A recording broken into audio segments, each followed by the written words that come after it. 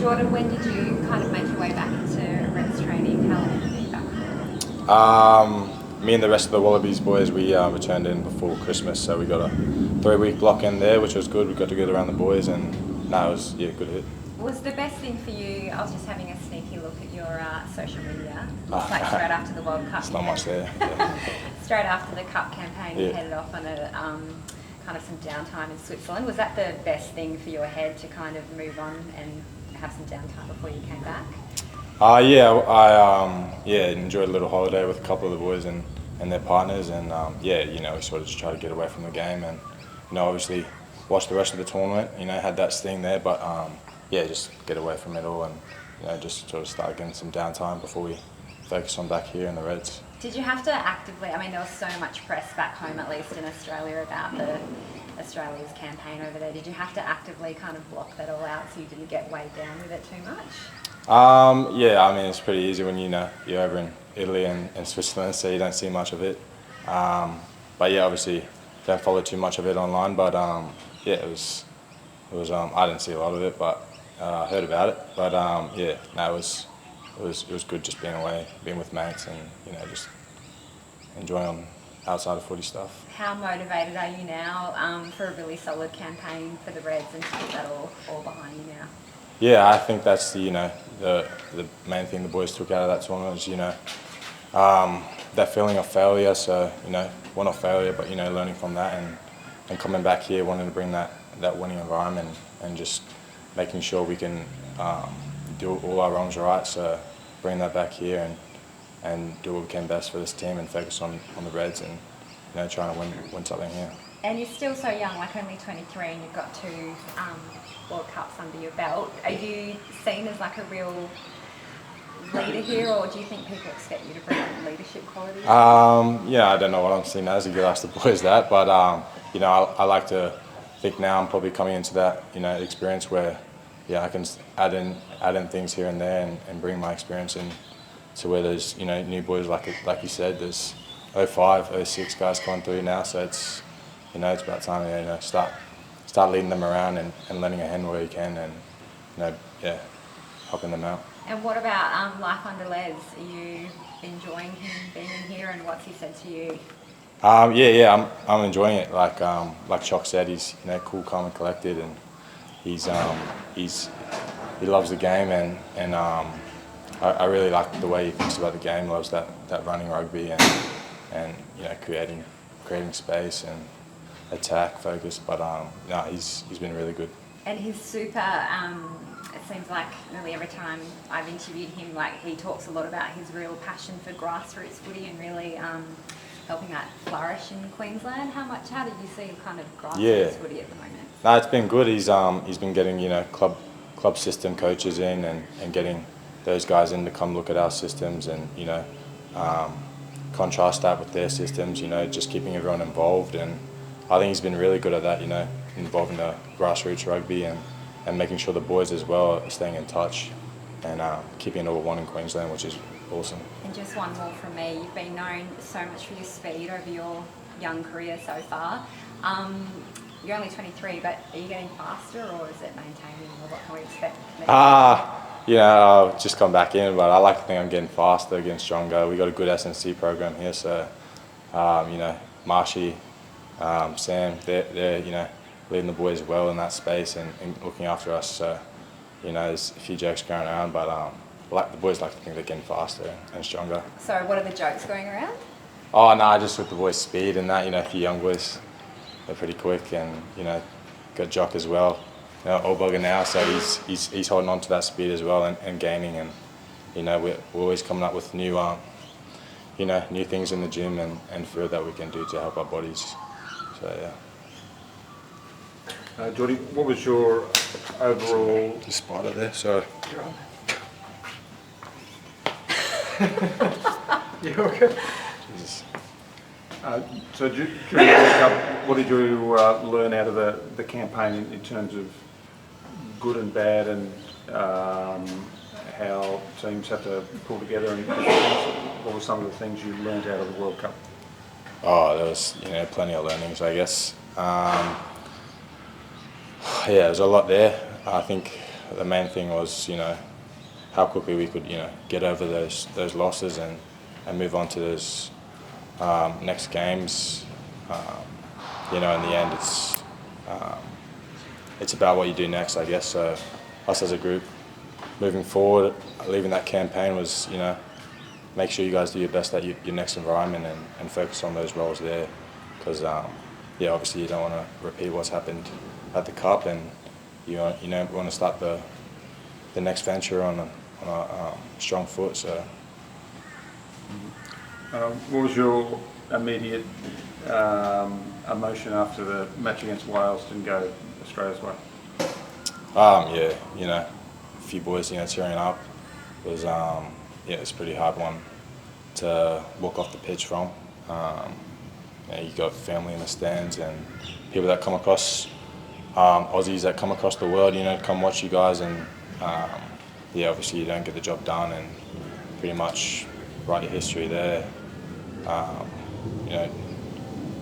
It's extremely tough, and like I said, I guess rocking up on the Monday is probably just how do we park that and move on from that. So. Yeah. So having to play Portugal after that, is that what you're saying? Yeah. Having to sort of turn up and somehow pull all the pieces together and have another crack. Yeah, like I said, still had one more game in the tournament, so as a group, we knew we still had to finish strong, and there was still a slight chance there, but I said it was tough, but focusing on that Monday, just treating that next game week like a regular week and rocking up and make sure we don't leave no stones unturned. And Rugby Australia has done a comprehensive review into Eddie Jones's coaching year, and they were to interview players. Were you interviewed as one of the players at all? No. When you come into Les's program, you said he has an attacking way about him. What are some of the differences to what you've experienced, perhaps the Reds before?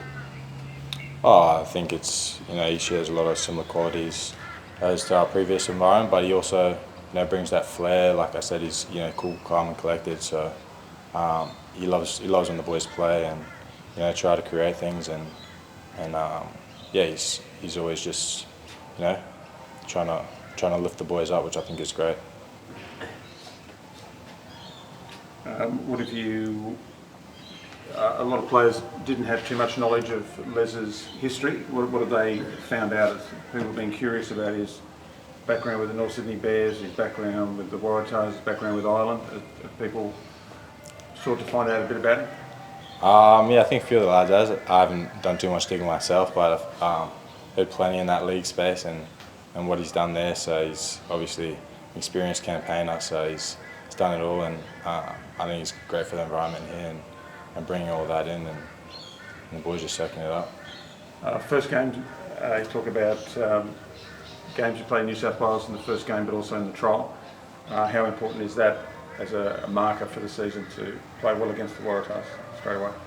Yeah, I think it's extremely important. Every game's, important, and we can, start seeing those new combinations and working on things that we've been trialing here at training and bring those what Les and Chalk and Fish, all those guys are bringing, and Brad, into the actual game. So I think the boys, itching and can't wait to rip in. Christy? Thanks, mate. G'day, Geordie. Can you just tell me, I know that there's been a few questions on Les Kears. Do you think that's what the Reds and even the guys coming back from the Wallabies, do you think that change in coach with Les coming in is kind of what's been needed for the team? Like, he seems like a pretty jovial kind of character. Do you feel like he's been what's needed? I think he's transitioned great. Come back, and I only heard great things from the boys, and they're enjoying the environment. And he's fit in really well, and the boys have loved him.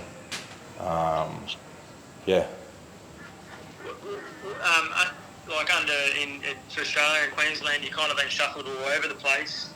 Is there a position that you think that you might be playing under a Les Kiss kind of coaching program?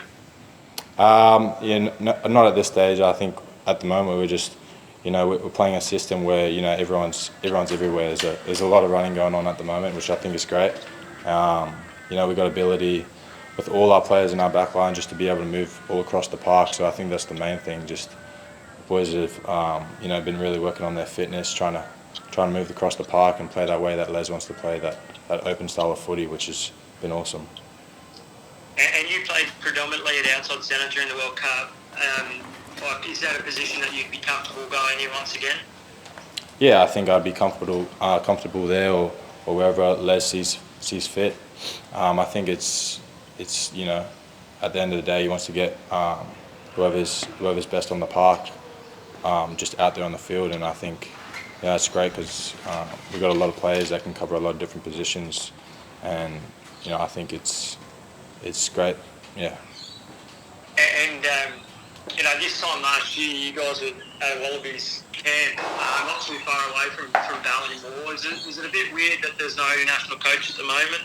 And do you guys think about who that might be as much as perhaps the general public does?